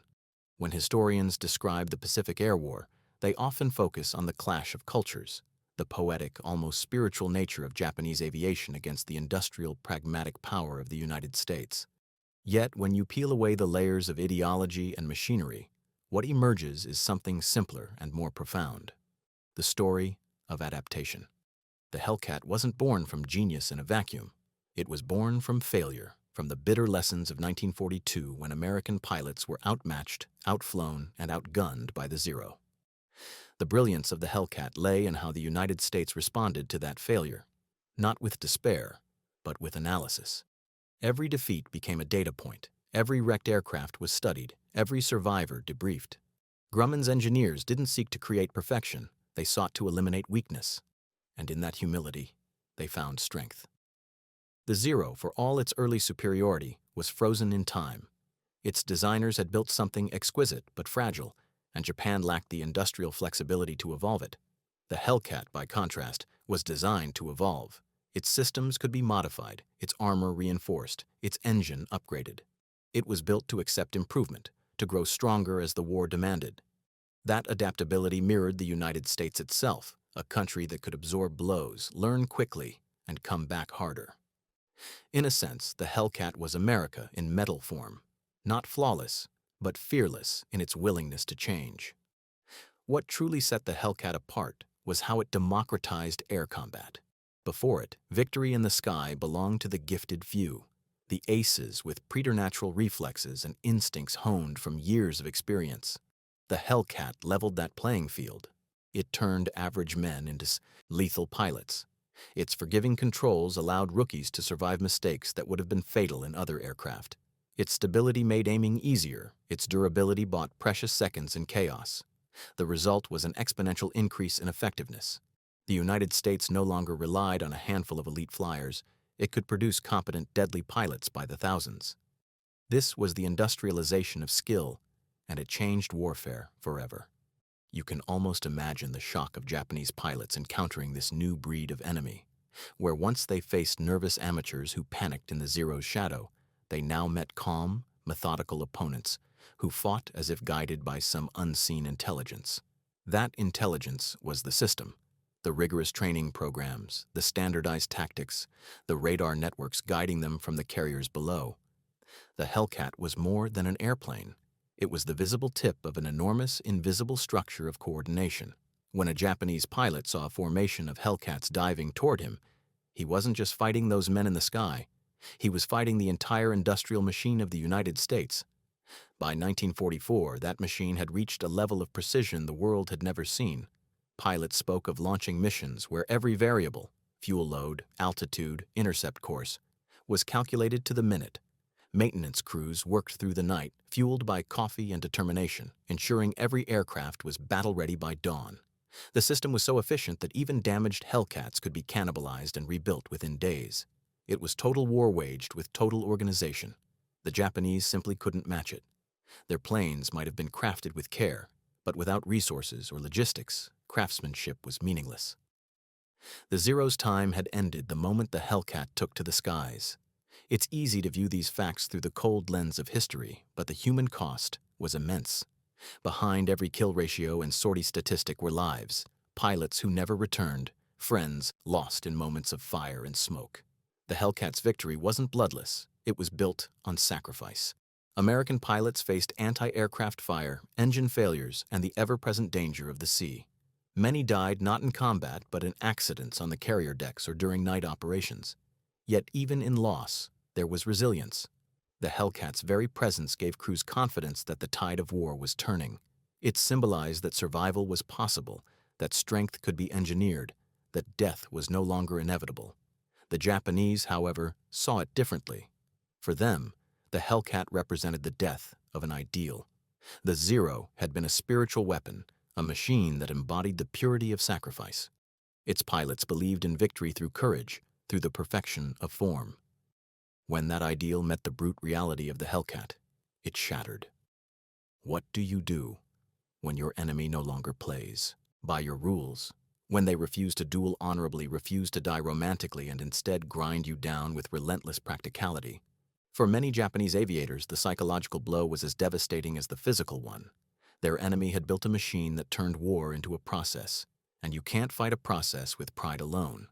After the war, surviving Japanese designers studied captured Hellcats and marveled at their simplicity. "It is not beautiful," one engineer reportedly said, "but it is perfect." They admired the thick armor, the self-sealing tanks, the ease of maintenance. They realized too late that this was what true strength looked like, not fragility disguised as elegance, but functionality elevated to art. The Hellcat had rewritten the definition of beauty in aviation. Its beauty was not in its lines, but in its logic. For the Americans, the Hellcat's triumph validated a new era of thinking. It proved that complexity wasn't always the answer, that reliability, mass, and method could defeat even the most skilled opponents. This lesson shaped the U.S. military for generations. Every aircraft, every ship, every tank designed in the decades that followed carried the Hellcat's DNA. Ruggedness first, perfection second. The philosophy that had won the Pacific would become the backbone of American dominance throughout the 20th century. But even as history celebrated the Hellcat's achievements, those who had flown it never forgot the cost. The skies over the Pacific were littered with the wreckage of both sides, testaments to bravery and tragedy alike. Pilots who survived spoke of the eerie quiet after a battle, the long return to the carrier through empty skies, the sight of empty bunks where friends once slept. The Hellcat was a machine of victory, but also a witness to loss. It was the paradox of modern warfare made metal, salvation and destruction intertwined. By the time the last Hellcats were decommissioned, they had flown more than 400,000 combat sorties. They had served in every major campaign of the Pacific and guarded fleets from Okinawa to Tokyo Bay. When Japan finally surrendered, it was beneath skies once ruled by the Zero, but now patrolled by the Hellcat. And as the world celebrated peace, the blue-gray fighters that had delivered it folded their wings one final time. Their work was done. Even in silence, the Hellcat's message endured. It told the world that progress is born not from arrogance, but from adaptability, not from perfection, but from perseverance. It taught that strength can be engineered, that systems can triumph over chaos, and that sometimes the ugliest weapon is the most effective one. It was, in every sense, the machine that turned the tide of war. As the years passed, the roar of the Hellcat's engine faded into memory, but the lessons it taught continued to echo across every battlefield that followed. Military planners, engineers, and historians would look back on its performance and see not just a fighter plane, but a revelation. The Hellcat had proven that wars were no longer won by the few who flew with grace and instinct. They were won by the many who worked together with precision. It had turned air combat from an art form into a science, from a duel into a calculation. And once that transformation happened, there was no going back. The veterans who had flown the Hellcat returned home to a country that was changing just as rapidly. America had emerged from the war with new confidence and global power, and the Hellcat became a quiet symbol of that transformation. It represented what the nation had discovered about itself, that strength came not from showmanship or arrogance, but from resolve, creativity, and cooperation. When pilots spoke of the Hellcat, they didn't talk about glamour. They talked about reliability. They talked about the feeling of safety that came from flying something built to protect them rather than to make them legends. You felt like it had your back, one aviator said years later. It was the kind of plane that wanted you to live. In contrast, the Zero's reputation dimmed as time went on. It was still admired for its elegance, its early dominance, and its role in history, but it also became a cautionary tale, a symbol of technological stagnation and misplaced idealism. The same traits that had made it extraordinary in 1941 made it obsolete by 1944. It was light because it sacrificed armor. It was agile because it ignored safety. It was fast because it was fragile. When the Hellcat appeared, those design choices became deadly flaws. The Zero could no longer compete in a world where the enemy refused to die. The myth of invincibility had met the reality of industrial evolution, and the myth lost. To understand just how revolutionary the Hellcat was, one must look at the scale of its achievements. It entered service in mid-1943, yet in less than 2 years, it accounted for more aerial victories than any other Allied naval aircraft. Entire battles turned on its presence. The Great Marianas Turkey Shoot wasn't just a military victory, it was a psychological one. It shattered the belief that Japan could ever regain air superiority. In a single day, hundreds of Japanese planes fell, while only a handful of American pilots were lost. Those numbers were unthinkable at the start of the war, when the Zero had seemed unstoppable. The Hellcat didn't just outperform its opponent, it erased the fear that had haunted American aviators since Pearl Harbor. The Hellcat also became a proving ground for some of the greatest pilots the Navy would ever produce. Men like David McCampbell, Cecil Harris, and Alex Vreeswijk became household names. Their victories splashed across newspapers. Yet even these aces understood that their success was inseparable from the machine they flew. McCampbell once said that the Hellcat was the best partner a pilot could ask for. It was stable, powerful, and forgiving, qualities that allowed pilots to focus on tactics rather than survival. Many aces credited the plane as much as their own skill for their victories. That humility reflected the nature of the Hellcat itself: dependable, unpretentious, and unstoppable. While the Hellcat's story is one of triumph, it also reflects the broader transformation of humanity's relationship with war. Before the industrial age, battles were fought on the basis of courage, leadership, and chance. With machines like the Hellcat, war became something colder, less personal but more efficient. The pilot in the cockpit was still a human being, but he was now part of a vast mechanical organism, a cog in a system that could span continents. That shift disturbed some observers at the time. Writers and philosophers worried that technology had stripped war of its honor. Yet for those who had lived through the horrors of the early Pacific campaigns, there was comfort in knowing that survival could be engineered. If technology made war impersonal, it also made victory possible. The Hellcat's influence didn't end with the end of the war. Its design principles lived on in the aircraft that followed: the Bearcat, the Panther, and eventually the jet fighters of the Korean and Vietnam eras.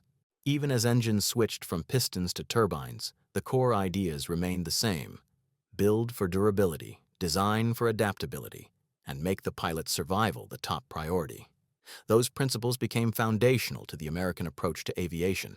In every way that mattered, the Hellcat was the ancestor of the modern fighter jet. Its spirit, rugged, relentless, and resilient, soared on through the decades. Culturally, the Hellcat also found a place in the collective memory of a generation. It appeared in post-war air shows, documentaries, and films, sometimes overshadowed by flashier aircraft, but always respected by those who knew its story. At reunions, veterans would tell their children about the cat that had carried them through fire and fury. They would describe the roar of the engine, the smell of fuel and salt, the feeling of the carrier deck rising beneath them as they launched into the unknown. And when they spoke of the Japanese, they did so not with hatred, but with respect. The war had been brutal, but the men who fought it understood each other in ways only those who face death can. In Japan, the memory of the Hellcat took on a different tone. It was a symbol of defeat, yes, but also of awakening. Japanese engineers and military historians studied it extensively in the post-war years, dissecting what had made it so effective. They learned lessons that would later fuel Japan's rise as a technological power: prioritize reliability, plan for mass production, and design with systems in mind. Ironically, the philosophy that had defeated Japan's wartime engineers became the philosophy that powered its post-war economic miracle. In that sense, the Hellcat's legacy transcended war. It became a teacher. The image of the Hellcat today evokes both nostalgia and reverence. At air museums, children stare at its massive fuselage and wide, rugged wings, unable to imagine how something so heavy could ever fly. For veterans, it represents a lifetime condensed into a few moments of terror and triumph. When the engines of restored Hellcats rumble to life at commemorative events, the sound sends shivers through those who remember. It's not just an echo of history. It's a heartbeat from a time when the world stood on the edge of change. That deep, throaty growl reminds everyone that courage doesn't always look elegant, and victory doesn't always wear a smile. In the end, the Hellcat story is more than a chronicle of battles won. It's a lesson in humility and persistence. It teaches that innovation often grows from failure, that strength can be found in simplicity, and that even the most underestimated contender can alter the course of history. The men who mocked it in 1943 couldn't have known that they were witnessing the dawn of a new kind of warfare, one that would define the modern age. The joke plane had the last laugh, and its laughter echoed across the Pacific until the very end. If you were to trace the path of the Hellcat story from its conception to its final flight, you would find a reflection of America's wartime journey itself. It began in doubt, stumbled through tragedy, learned through observation, and ultimately triumphed through adaptation. The Hellcat didn't appear fully formed from genius. It evolved from necessity. It was the embodiment of a country forced to learn humility before it could earn victory. When the Japanese struck Pearl Harbor, the United States had been complacent, overconfident in its distance from war. The Hellcat was born from the ashes of that arrogance. It represented what happens when a nation faces humiliation and decides to transform instead of crumble. The Grumman team understood this transformation instinctively. They weren't chasing glory, they were solving a problem. The F-4F Wildcat, the Hellcat's predecessor, had fought bravely but was painfully outclassed by the Zero. Pilots were dying in droves. Something had to change, and fast. Leroy Grumman, a man of few words but fierce determination, looked at the reports from the Pacific and saw not defeat, but data. The new aircraft would not attempt to mimic the Zero. It would counter it. It would be stronger where the Zero was fragile, faster where the Zero was limited, and deadlier where the Zero was defensive. It was not a question of pride, it was engineering logic. The Hellcat would not win by being prettier or purer. It would win by being practical. From the moment the prototype first lifted off in 1942, test pilots knew they had something special. The F-6F was big, heavy, and ungraceful on the ground, but in the air, it came alive. It climbed powerfully, handled predictably, and, most importantly, absorbed punishment like nothing before it. During testing, engineers deliberately shot holes in the wings, damaged control surfaces, and drained hydraulic lines just to see what it could endure. The plane kept flying. That ruggedness became its identity. As one pilot famously said, the Hellcat didn't care if you were perfect, it cared if you survived. When the first squadrons received the Hellcat in 1943, there was skepticism. Many veterans still revered the Zero, seeing it as nearly invincible, but the first encounters changed everything. Over the Solomon Islands and the Central Pacific, Hellcat pilots learned quickly how to use their advantages. They climbed higher, struck fast, and refused to turn with their opponents. Boom and zoom, they called it. Attack and a dive, use your speed and never get drawn into a dogfight. The Zero could turn tighter, but the Hellcat could dive faster, climb stronger, and take hits that would shred its rival.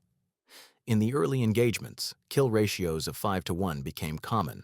By late 1943, they had soared even higher. That was when the Japanese pilots began to realize that something had changed. Gone were the inexperienced Americans of 1942.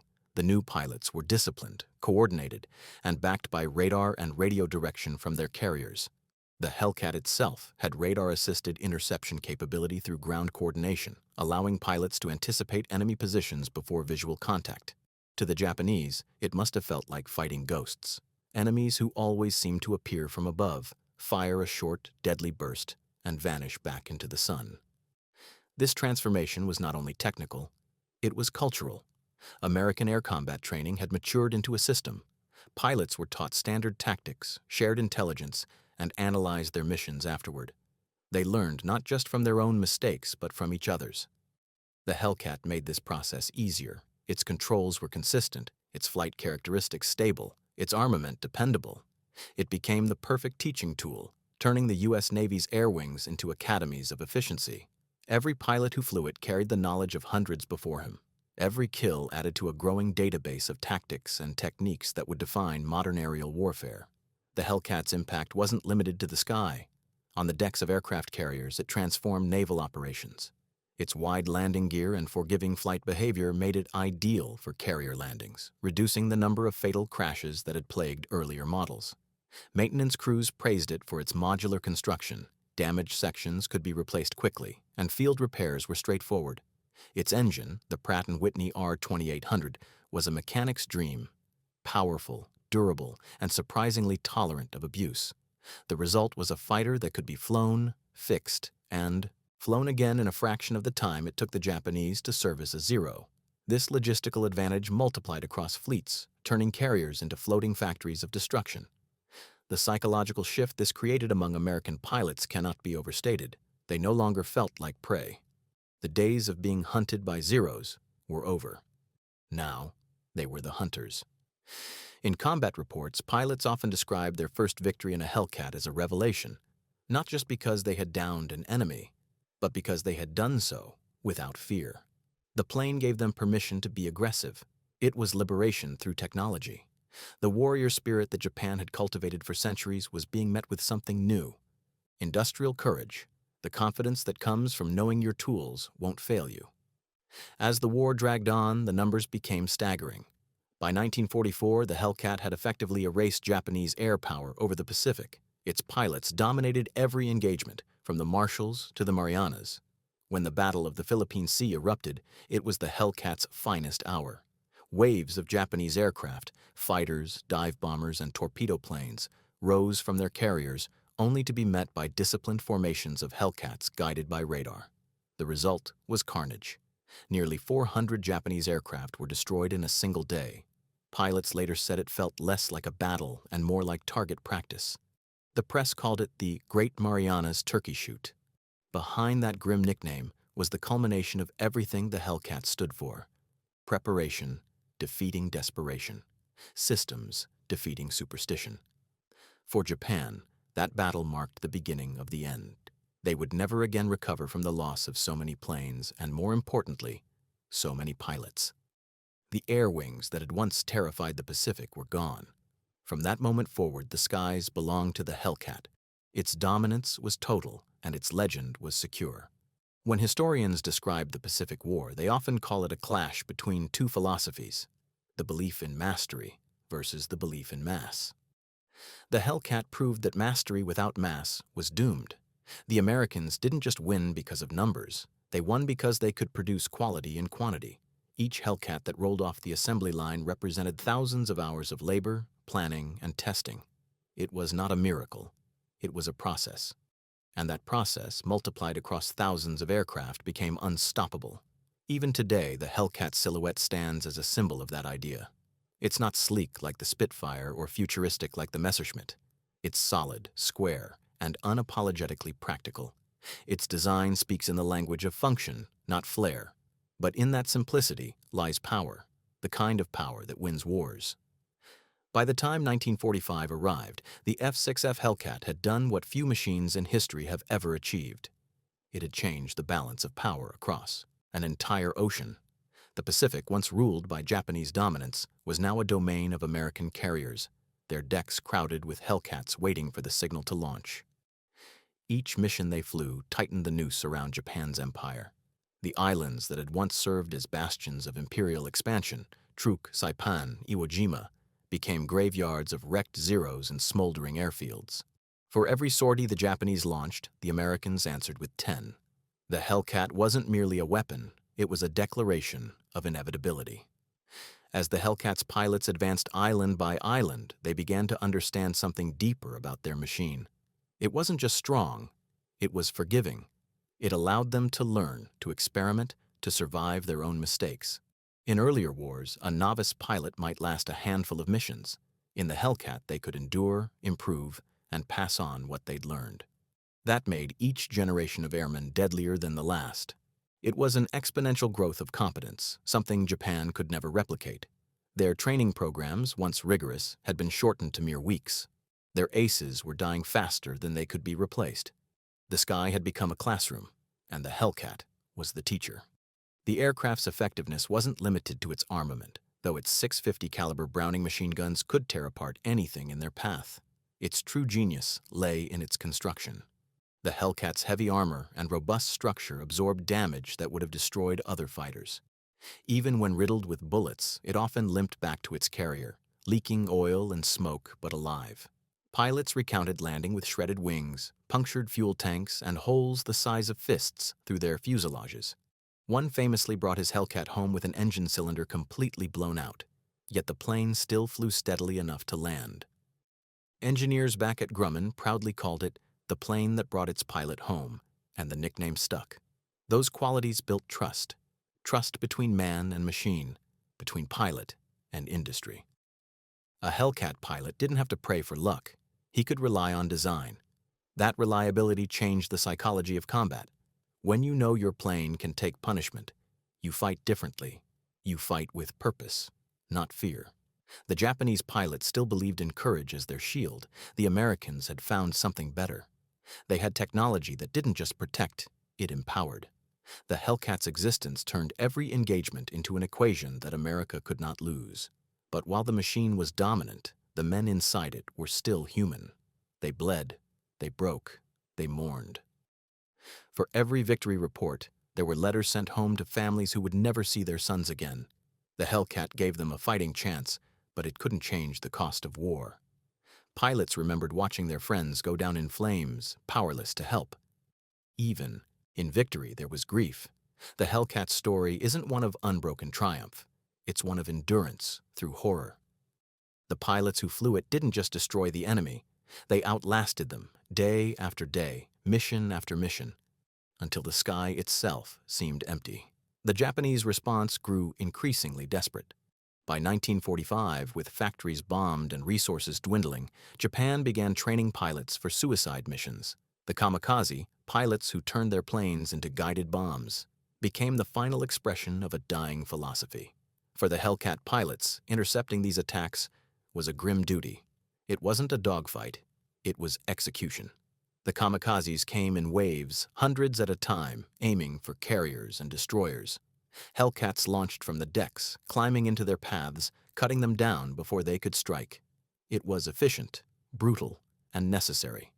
The same aircraft that had shattered the Zero's dominance was now fighting to prevent the destruction of its own fleet from pilots who no longer cared to live. In those final months, the skies were filled with contradictions, tragedy and triumph, desperation and dominance. Pilots described watching entire squadrons of kamikazes burn before reaching their targets, only to feel no joy in the victory. "They just kept coming," one said, "and we just kept shooting." The Hellcat had become the ultimate predator in a world running out of prey. What had begun as a battle for survival had become something closer to inevitability. The Hellcat had ended the age of romantic warfare. There was no more honor in dying beautifully, only futility. As Japan's defenses crumbled, American carrier groups advanced toward the homeland. From the air, pilots could see the fires of war consuming entire cities. Tokyo, Nagoya, Osaka, all reduced to ashes under the relentless bombing campaigns. Hellcats escorted the B-29s that delivered those devastating payloads, guarding them from what little resistance remained. By the summer of 1945, the Japanese Air Force was effectively gone. The Hellcat had achieved total air supremacy. There was nowhere left to run, nowhere left to hide. And then, in August, the world changed forever. The atomic bomb ended what the Hellcat had made inevitable. Japan surrendered. The war was over. The skies went silent. On aircraft carriers across the Pacific, Hellcats sat idle, their engines still warm from their last missions. Pilots climbed out and stood on the decks, staring at the horizon. Some cheered, others cried, and many simply stood in stunned silence. For years, they had lived inside those cockpits, their lives measured in missions and minutes. Now, the machine that had carried them through all of it was suddenly obsolete. The post-war years saw the Hellcat fade from military service, but not from memory. Many were scrapped, their metal melted into the raw material of a world rebuilding itself. Others were sold to smaller nations, flying for a few more years before being retired. A handful survived in museums, restored and cared for by enthusiasts who understood their significance. These relics became time machines, reminders of a world where survival depended on ingenuity, courage, and steel. When those engines roar to life today at air shows, the sound still carries something primal. It's the sound of defiance, of endurance, of a machine that refused to be the joke its enemies thought it was. For the pilots who lived through it, the Hellcat remained a lifelong companion. In their memories, it was more than a plane. It was a friend. Some described dreaming of it years after the war, hearing the familiar rumble of its engine in their sleep. They remembered how it felt to sit in that cramped cockpit, hands trembling on the controls, knowing that death was seconds away, and how, again and again, the Hellcat pulled them through. "You could trust her," one veteran said. "You could always trust her." That trust became the cornerstone of their faith in the machine, a bond as real as any between soldiers. The Hellcat's 19-to-1 kill ratio remains one of the most astonishing statistics in military aviation. But behind that number lies a deeper truth. The ratio wasn't just a measure of performance, it was proof of a philosophy. It showed that courage alone cannot win wars. It showed that systems, not individuals, determine survival. It showed that the future would belong not to those who fought with spirit, but to those who fought with strategy. In that sense, the Hellcat's victory was not only over the Zero, it was over the past. When the guns of the Pacific finally fell silent, the F-6F Hellcat's legacy had already transcended steel and sky. It had become a symbol of resilience, of adaptation, of how a nation transformed failure into triumph. The war had begun with disbelief and mockery, with elite Japanese aces laughing at the very idea of such a machine competing with their legendary Zero. Yet by the end, that joke had rewritten the rules of aerial warfare. In just 2 years, it had gone from an unknown silhouette to the dominant predator of the Pacific, a flying fortress that had destroyed an empire's dream of invincibility.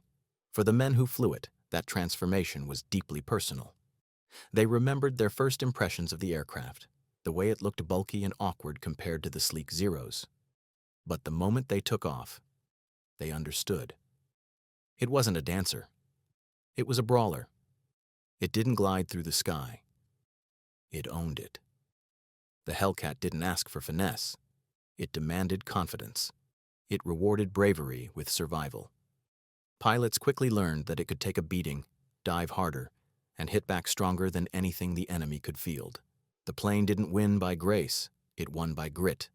That spirit, the willingness to sacrifice beauty for strength, defined the Hellcat's place in history. It was an aircraft built not for mythology, but for reality. The Americans didn't need a symbol of divine flight. They needed something that could carry their sons through the fire and bring them home. And that's exactly what it did. The Hellcat may not have been romantic, but it was righteous in its purpose. It was a weapon that saved lives by ending battles faster, by overpowering the enemy so completely that resistance became meaningless. Every Hellcat in the sky was a message to Japan. Your era of mastery is over. When Japan surrendered in August 1945, the Hellcat's role as an instrument of war ended, but its story was only beginning. It became a cornerstone of aviation history, studied by engineers, admired by historians, and revered by pilots. The lessons it taught about simplicity, adaptability, and the balance between man and machine would guide the design of future generations of aircraft. The jet age arrived swiftly, but its roots were in the propeller-driven powerhouses of the 1940s. Every American fighter that came after, every carrier-based jet, every supersonic interceptor, owed something to the Hellcat's philosophy of function over form. In the years after the war, as the world rebuilt, veterans often struggled to explain what the Hellcat meant to them. To outsiders, it was just a machine. To them, it was a lifeline. It was the cockpit where they faced death and the wings that carried them out of it. Some would go years without speaking of the war, but when they did, the Hellcat was always there, mentioned with the kind of affection one might reserve for a friend rather than a weapon. They spoke of the bond that could only exist between a pilot and the machine that had saved his life. "I flew her through hell," one said, "and she brought me back, every time." That deep connection between man and machine was something Japan had never considered. In their culture of the time, the aircraft was an extension of the pilot's spirit, an instrument of honor. To the Americans, the aircraft was a partner, a product of teamwork. That subtle difference became the dividing line between victory and defeat. The Zero embodied the myth of the lone warrior. The Hellcat embodied the power of the collective. One was built for heroes, the other for humanity. In that way, the Hellcat didn't just defeat the Zero, it defeated an entire worldview.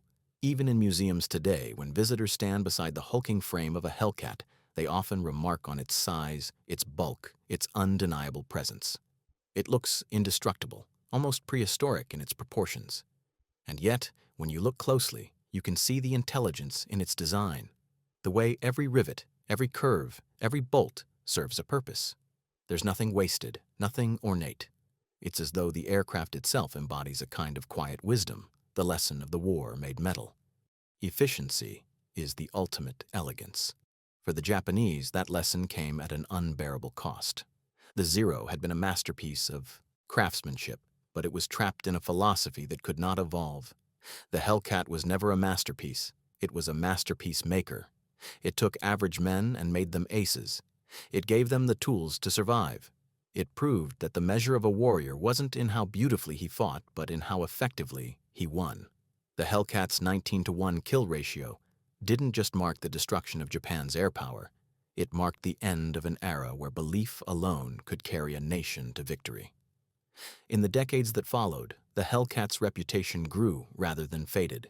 Aviation historians began calling it the Ace Maker, a title it earned not from hype, but from results. More than 300 American pilots became aces flying the Hellcat. Each of them owed their survival to its armor, its firepower, and its sheer stubborn refusal to die. When compared to the planes that came after, jets capable of breaking the sound barrier, the Hellcat might seem primitive, but ask any pilot who flew it, and they'll tell you. There was nothing primitive about it. It was as close to perfect as war machines ever get. As the 20th century marched on and new conflicts arose, the lessons of the Hellcat echoed across generations of designers and strategists. Its philosophy appeared again in Korea, in Vietnam, and beyond, in every aircraft built to endure, not just excel. The Hellcat had shown the world that true strength lies not in what can be destroyed, but in what can survive. That principle extended beyond aviation. It became the heart of America's approach to global power. In factories, in laboratories, in classrooms, the lesson held, build systems that work, and they will outlast any ideal. Standing today beneath the wings of a preserved Hellcat, it's impossible not to feel its gravity. This was not a beautiful machine. It was a necessary one. It was born from desperation and built with purpose. It carried the hopes of millions and the weight of a war. Its pilots didn't see themselves as gods or heroes. They were men doing their duty, flying a plane designed not for glory, but for survival. And yet, in that practicality, there was something profoundly heroic. The Hellcat may not have been built for romance, but it became the symbol of victory all the same. In the end, the story of the F-6F Hellcat is the story of how the world changed. It's the story of how a philosophy of strength and structure replaced one of honor and spirit. It's the story of how humanity learned that progress isn't always pretty, that sometimes what saves us isn't elegance or myth, but stubborn, unyielding functionality. When Saburo Sakai and his fellow Japanese aces first laughed at the Hellcat, they saw only a machine that violated every rule of their art. What they couldn't see was that it represented a new kind of art altogether, the art of survival. The Hellcat didn't just defeat the Zero in the sky, it defeated an idea. It proved that courage is not diminished by technology, that resilience is the truest form of heroism, and that victory belongs to those who endure. It was and remains the ultimate underdog story of World War II, a plane that shouldn't have worked, but did.